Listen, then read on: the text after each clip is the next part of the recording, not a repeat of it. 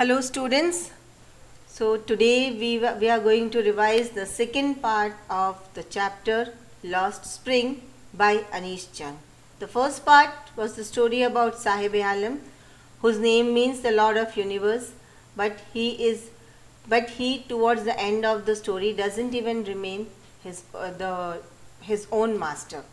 So in the next part we are going to see the story about Mukesh, who wants to drive a car. He says, I want to drive a car. So the second part of the story deals with the life of Mukesh, who belongs to the family of bangle makers. Firozabad is best known for its glass blowing industry. Nearly 20,000 children are engaged in this business, and the law that forbids child labor is not known here.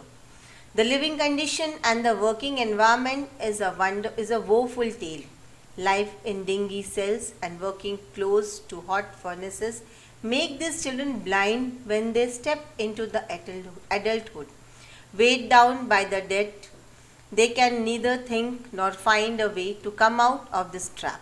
The politicians, middlemen, policemen, and bureaucrats will all obstruct their way of progress. The women in the household considered it as their fate and just follow the tradition. Mukesh is different from the rest of the folk here. He dreams to become a motor mechanic. The garage is far from his house, but he shall walk, comes across Mukesh in Firozabad. So he has a dream, he wants to drive a car. The author then tells about another victim. First was Sahib-e-Alam and the second one is Mukesh, who wants to be a motor mechanic. He has always worked in the glass making industry. They are exposed to various health hazards like losing their eyesight as they work in abysmal condition in dark and dingy cells.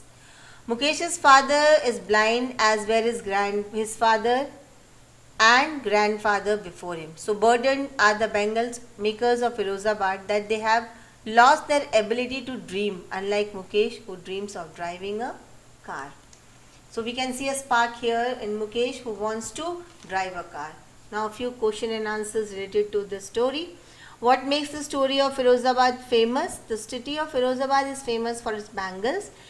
Every other family in Firozabad is engaged in making bangle. It is the center of India's glass blowing industries.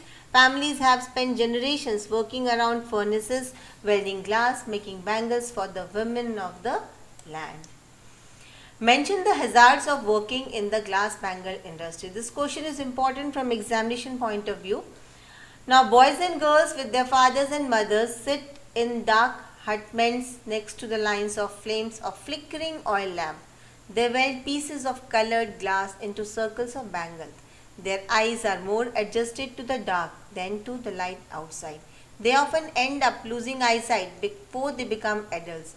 Even the dust from the polishing the glass of bangles is injurious to eyes. Many workers have become blind. The furnaces have very high temperature and therefore very dangerous. Now, what forces conspire to keep the workers in bangle industry of Firozabad in poverty? Certain forces conspire to keep the workers in bangle industry of Firozabad in poverty. These include the moneylenders, the middlemen, the policemen and the keepers of law, the bureaucrats and the politicians. Together, they impose a heavy burden on the child. Now, this question is continued. How is Mukesh's attitude to his situation different from that of his family? Mukesh's grandmother thinks that the God-given lineage can never be broken. Her son and grandsons are born in the caste of bangle makers. They have seen nothing but bangles. Mukesh's father has taught them what he knows, the art of making bangles. But Mukesh wants to be a motor mechanic. He will go to a garage and learn, though the garage is far away from his home. So the chapter ends here, and so the question answers also. If you enjoyed learning, you can hit the like button, and if you are new, please subscribe. Thank you.